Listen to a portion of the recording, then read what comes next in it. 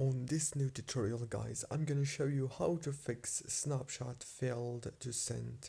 Hello guys, so first thing you wanna do is open the settings on your phone, go to the wireless and networks, enable the airplane mode for 5 seconds and then disable it. After that, go back and open the apps manager. When you open the apps manager, now you have to scroll until you will find Snapchat. When you find it, click on it like this.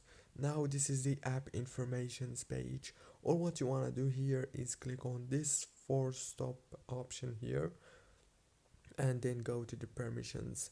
Make sure to enable every single permission. Go back and then click on the data usage and do the same thing right here.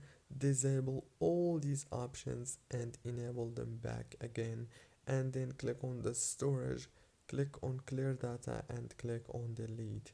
That's it guys, don't forget to like, subscribe.